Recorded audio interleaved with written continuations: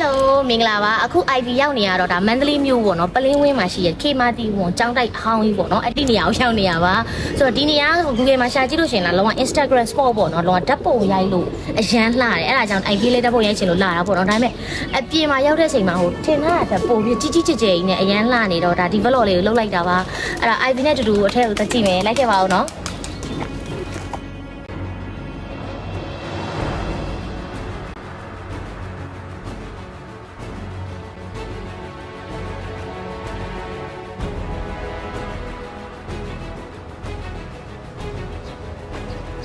ဒီမှာလှေကားကြီးတွေကတော့အကောင်းရှိသေးရပေါ့နော်ဆိုတော့အပေါ်တက်ကြည့်လိုက်မယ်ဟ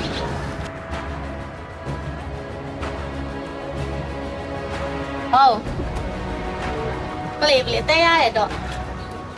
တက်လို့ရတယ်ဘာတော့ဖြစ်ပြောရမယ်နော်ဘာလဲဖောင်းချောင်းလာပြောတယ်တော်တော်ရောအကြီးပဲအလုံးကဓာတ်ပုံကိုလေးတေချာလို့ကင်မရာမန်တွေပါနေ lens ကောင်းကောင်းနေနဲ့လာရိုက်လို့ရှိရင်ဒီနေရာကြီးကတော်တော်လှမအောင်ပါဟိုဘက်တွေလေး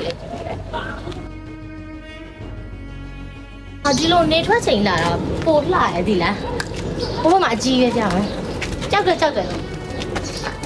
ဟုတ်စီ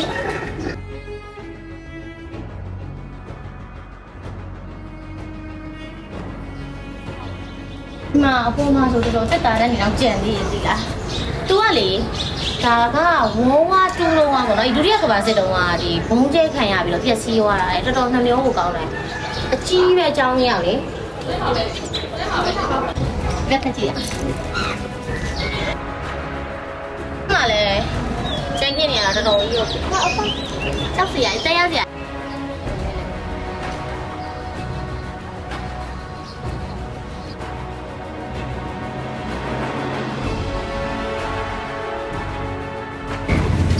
ID ကတော့ဒီမှာဓာတ်ပုံတွေလည်းဖတ်ရိုက်ပြီးသွားပြီဆိုတော့ပြန်တော့မယ်ပေါ့နော်ဆိုတော့ပြောချင်တာကဒီနေရာလေးကပေါ့နော်ဒီဓာတ်ပုံရိုက်တာဝါသနာပါတယ်ဓာတ်ပုံတွေလှလှရိုက်ချင်တယ်ဆိုလို့ရှိရင်ပေါ့